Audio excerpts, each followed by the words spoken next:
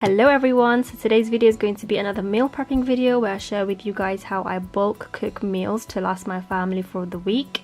And I'm also going to be sharing with you guys some tips, tricks, hacks if you want to call it, as well as lunches and dinner ideas. So if you're not one to bulk cook meals purely because you don't have a big family or you just don't want to meal prep, then this will serve you as a great inspiration as to what to make.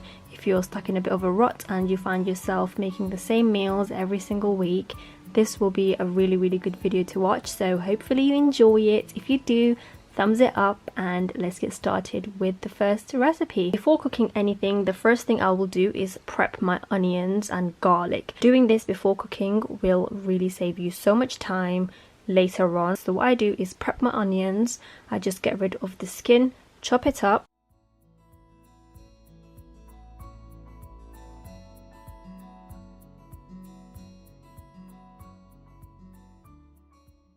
And then I'll put it in my chopper. So you can use any chopper that you like. I'll just pulse it a couple of times just to get the onions really nice and fine with no chunky bits included in it. And this is how I like it. And then I'll move on to prepping the garlic. I will get a whole clove of garlic and peel the skin off and just grate it and put this in a little pot ready for me to use whenever I need for all the meals I'm about to cook. And I always use garlic and onion, so they're both ready for me right there.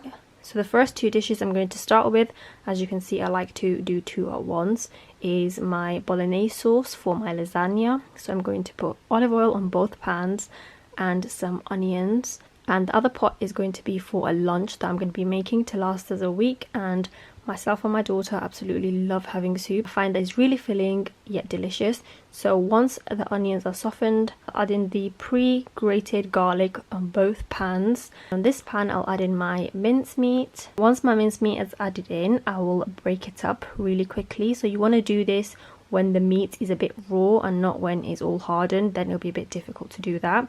So whilst the mincemeat is browning, I'll then go ahead and prep my carrots for the soup. All I did was cut off the tips and get the skin off.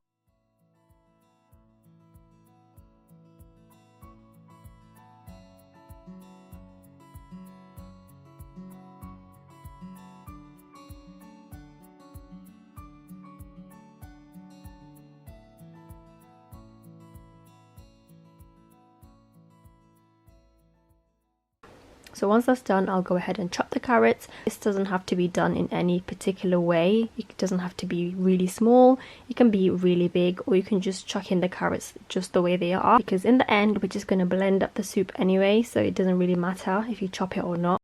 But I just like to do this just to make sure everything is cooking at the same time. Once the carrots are added in, I'm going to add in my spices. I add in some oregano, a bit of cumin. Once all the spices have been added in, I just mix it all up together, and at this point it smells so good. So whilst that's doing its thing, on a low heat by the way, I then go ahead and season my meat. I just added in some smoked paprika, some cumin, some coriander I believe, freshly ground pepper, and I love using this aromat seasoning. So delicious on so many things. I use it on vegetables, on meats. And then I add in some tomato puree just to give it that nice rich red color. And then I like to fill up the passata box whilst there's still tomato inside of it with water and add that in.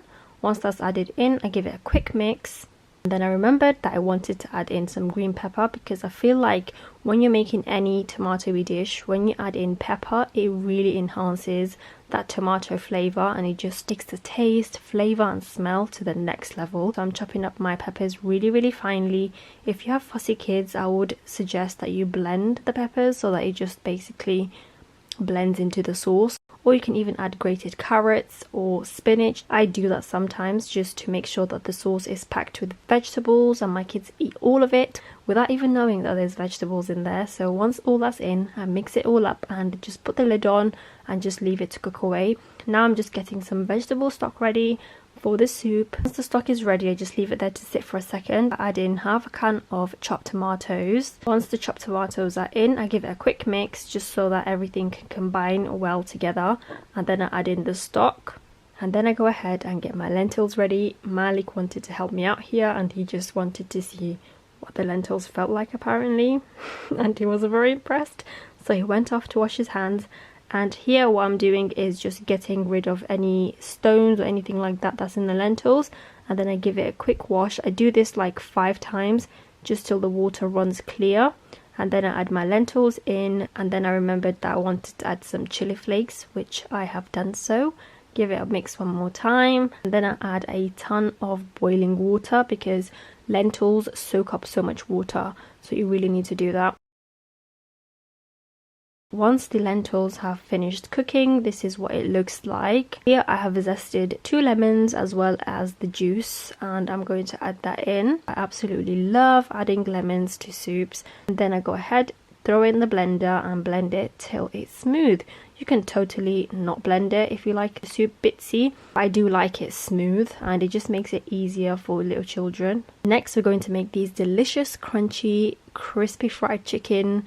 And to do this, you just need 2 chicken breasts, which I have washed, chopped up, and then I've dried it with tissue. So you want to make sure that your chicken breast is dry. I also put parchment paper underneath the chopping board because I don't like to use meat on my chopping board. And I also put some parchment paper on top. And then I give it a bash just to flatten it, because I feel like when you do that, it cooks a lot quicker. I just like to tenderize it.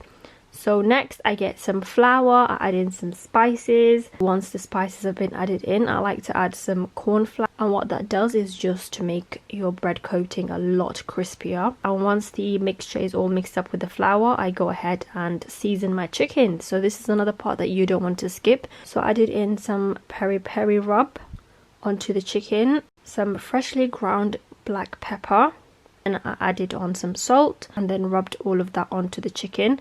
And then I turned the chicken over and repeated the process once again, just to make sure that the chicken is fully flavored. Once that was done, I took the chicken and covered it in the flour mixture that I made. I totally forgot to show you guys the process of me frying it, but this is how it ended up looking. Now we're going to move on to the next recipe, which is these delicious lamb shanks. And it couldn't be easier to make, so flavorful. So the first thing that I do is wash my lamb shanks, and yes, my husband is making fun of me and told me that I should probably put some washing up liquid because you don't need to wash meat, but I just have to for my peace of mind. I put them on some foil.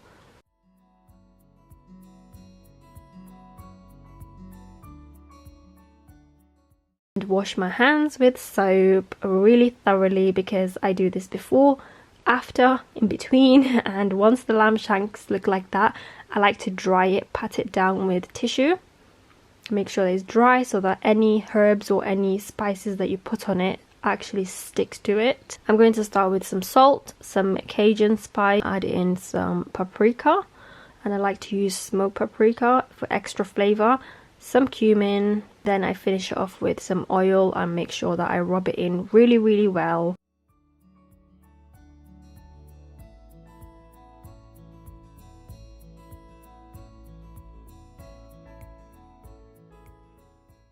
Once it's all been rubbed in, I put all the lamb shanks in my pressure cooker, little pan thing, put it in, add some stock just so that it doesn't stick.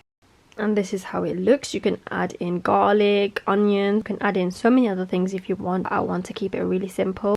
Once it looks like that, I close my Instant Pot lid and I set it onto pressure cook for half an hour. In the meantime, I like to make sure that I'm disinfecting my surfaces and making sure I'm keeping up with my cleaning, so that at the end of the day there isn't much to clean. And also, you just want to be hygienic when you're dealing with meat. You don't want to cross-contaminate, you just don't want germs everywhere. So I just do this as often as possible when I'm cooking. Once the half an hour is up, I open my lid and look at the soft lamb shank. You're going to see in this one that I pick up right now that it just falls apart. Yep. It is literally so soft. And now we're going to marinate it again. Now I've made this marinade last week when I made lamb shank, so I just wanted to add on top of it.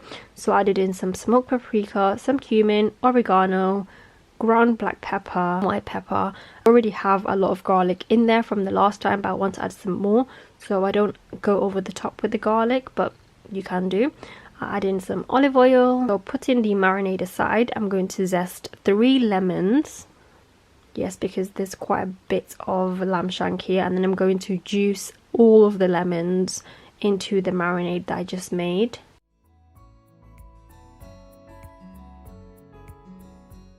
Add in some salt. Once that's done, I mix it all up together and brush the marinade all over the lamb shank.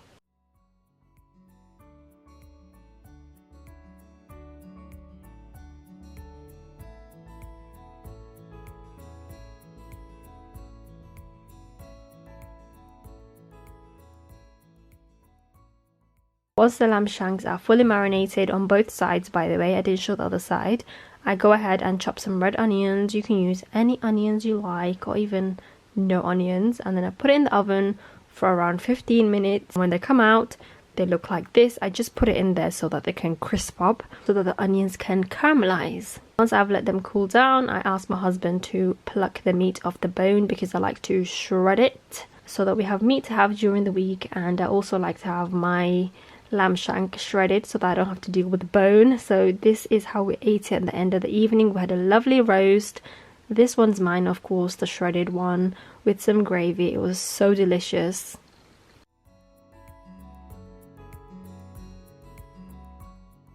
Here's a cheesy, lovely lasagna sauce that I made. And I'm going to be using fresh egg lasagna sheets because a lot of you have recommended that I try fresh lasagna sheets. I thought, you know what, let me try it because I've never tried it before, and let me just tell you guys, because I've had this lasagna already as I'm doing this voiceover, it was delicious, beyond amazing. I'm definitely not going back to the other ones anytime soon, and this was a lot quicker to cook because it isn't hard and I didn't need to boil it or anything. Absolutely loved it.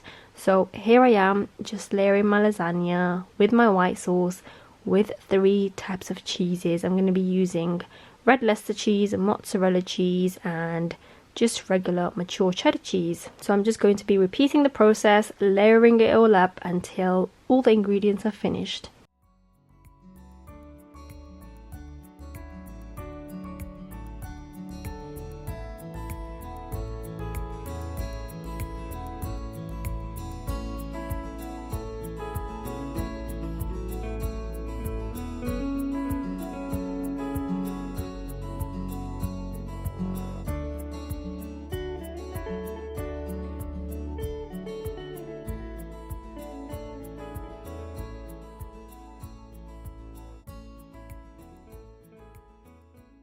So once that's done, I just put it to the side and we move on with the next dish, which is a spicy Cajun creamy chicken pasta.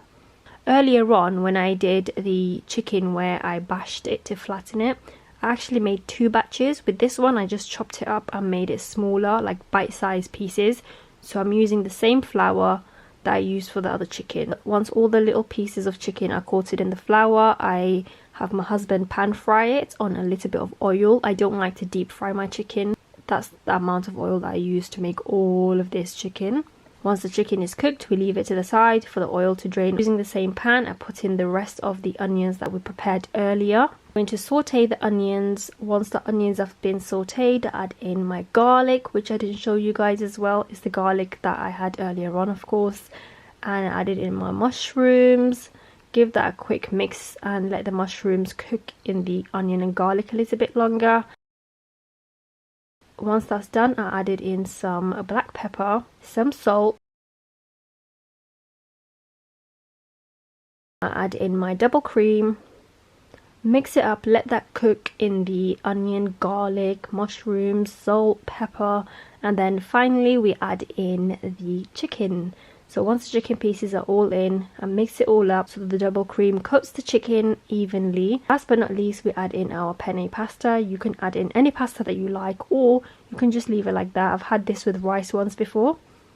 So once the pasta's added in, I give it a quick mix, and I didn't show you guys, but I added in some smoked paprika for this gorgeous yellowy reddish color, and it gave it such a good flavor. So I would definitely recommend you add in smoked paprika. It will definitely elevate the flavor and make it taste a lot better. Anyway guys, this is the end of the video. Thank you so much for watching. If you've made it to the end, please subscribe and like this video for more content like this, and I'll catch you in my next video. Take care. Bye.